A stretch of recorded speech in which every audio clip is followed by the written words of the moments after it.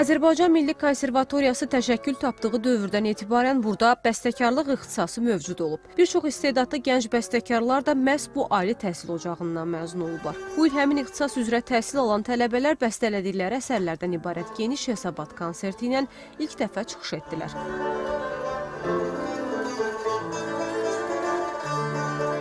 Bizim gənc istedadlı bəstəkarlarımız öz musiqi töhfəsini bəxş edir tamaşaçılarımıza. Burada çox müxtəlif janrlı əsərlər, müxtəlif alətlər və heyətlər üçün yazılmış əsərlər səsləndi. Bizim əsas amalımız gənc bəstəkarlarımızın inkişafı üçün, onlara maksimum rahat şəkildə, əmin şəkildə addımlamağı üçün əlimizdən gələni edirik.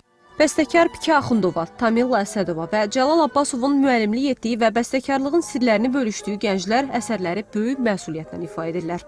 Konsertdə olacaq əsər Simli kvartetim olacaq, 4 hissəli və Simli kvartet çox maraqlı mövzular var. Variantlaşmış variasiyalar biraz var orada. 2 prelüd fortepiano üçün və fortepiano üçün ötəri anlar silsiləsini təqdim edəcəm. Fortepiano prelüdlərim bir həftəyə başa gəlib çıxıb, amma ötəri anlar silsiləsi bir ay müddətində başa gəlib çıxmışdır. Əsərlər əslində mənim ikinci kursda yazdığım əsərlərdir.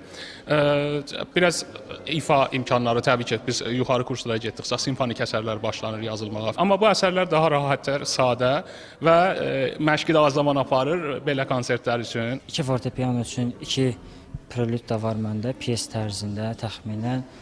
Skripka və fortepiano üçün də piyeslərim mövcud. Musiqili proqramda fortepiano üçün 2 prelüd, ötəri anlar silsiləsi, tar və fortepiano üçün piyes xatirə, kamança və fortepiano üçün pianço, İmaməddin Nəsiminin sözlərinə Etməgil, Mən adlı 2 qəzəl romans, violonçel və fortepiano üçün adajio, Simli kvartet üçün 4 hissəli suita kimi əsərlər səsləndirildi. Xanım Paşazadə, Röyal Əsədzadə, Mədəniyyət xəbərləri.